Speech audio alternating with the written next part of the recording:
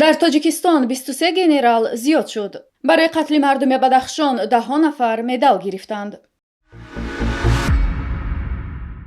در تاجیکستان دوامی 2 سال و 3 ماه 421726 نفر به جای کار تأمین شدند.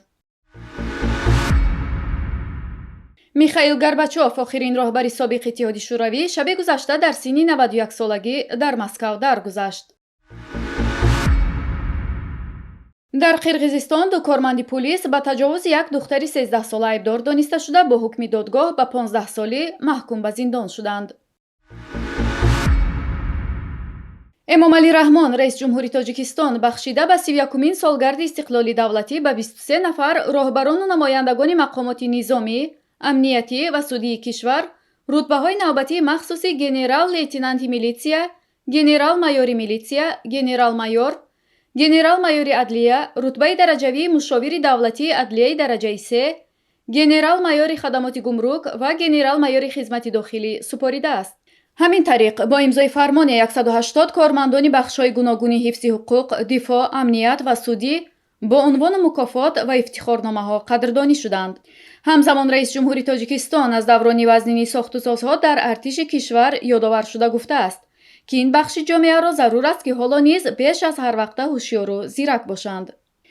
در شبکه‌های اجتماعی صدها کاربران به این رتبه و عنوان نشانی دادن‌های امامعلی رحمان به منصبداران مقامات قدرتی واکنش کرده اظهار نارضایت کردند.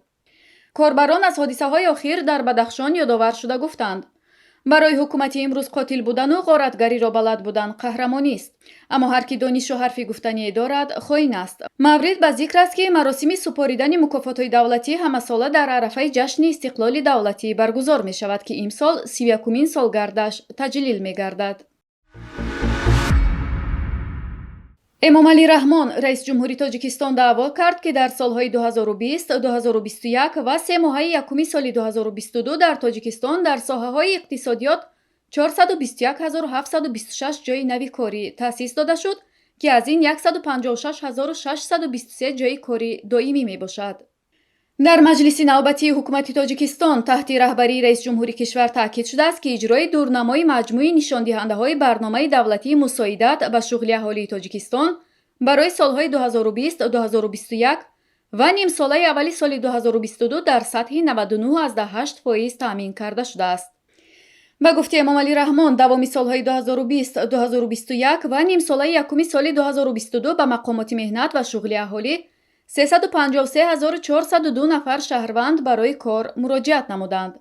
از این فقط به 32358 شهروند به مدت 3 ماه کمک پولی برای بیکاری پرداخت کرده شده است.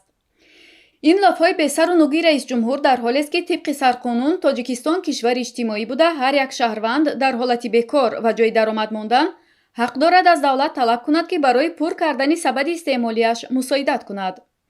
به خاطر عدم غمخوری دولت و نبودن برنامه دستگیری به جای کارماندگان، نیمه از اهالی تاجیکستان کشور را به قصد یافتن جای کار و زندگی بهتر ترک گفتند.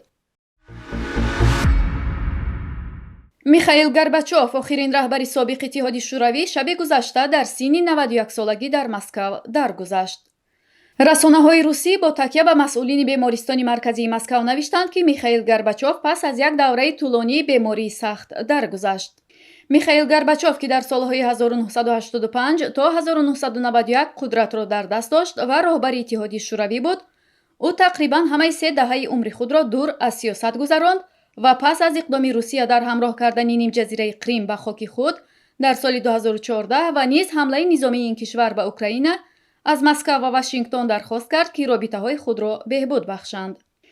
گورباچوف در سالهای اخیر چند دفعه در بیمارستان بستری شد و هنگام پاندمیای کووید 19 خود را کرانتین کرده بود. گورباچوف 2 مارس سال 1931 در دهه پریوالنوی منطقه ستاوروپول تولد شده است. او ختم کرده رشته حقوق شناسی دانشگاه دولتی شهر مسکو بوده، بعد ختم دانشگاه سالها در مقام‌های گوناگون حزب کمونیست کار کرده است. میخائیل گورباچوف سال 1956 کاتب یکم حزب کمونیست شهر ستاوروپول و سال 1970 وکیل شورای عالی اتحاد شوروی یا KPSS انتخاب شد. سال 1980 به عضویت بیوروی سیاسی KPSS وارد شد. سال 1985 میخائیل گورباچوف در سن 54 سالگی роҳбари Иттиҳоди Шӯравӣ интихоб шуд. дар Қирғизистон ду корманди пулис ба таҷовузи як духтари 13-сола айбдор дониста шуда бо ҳукми додгоҳ ба 15 солӣ маҳкум ба зиндон шуданд. додгоҳи ноҳияи Свердлови шаҳри Бишкеки Қирғизистон рӯзи 30 август дар робита ба парвандаи пурсару садои таҷовуз ба номуси як духтари 13-сола ҳукми худро эълон кард. вакили дифои ҷабрдида Тимур Султонов ба расонаҳо гуфта, ки додгоҳ ду корманди пулисро 15 солӣ ва корманди дордоиро 10 сол аз озодӣ маҳрум кард. ҳамчунин айбдоршудаҳо вазифадор шуданд, ки 1000 сомӣ ҷуброн пардозанд. ба гуфтаи вакил, волидони наврас аз ҳукми додгоҳ розӣ ҳастанд. расонаҳои Қирғизистон қаблан навишта буданд, ки айбдоршавандаҳо духтари 13-соларо таҷовуз карданд. ин ҳодиса дар ҷомеаи Қирғизистон сару садои зиёде ба бор овард. фаъолон истеъфои вазири корҳои дохилиро талаб карданд.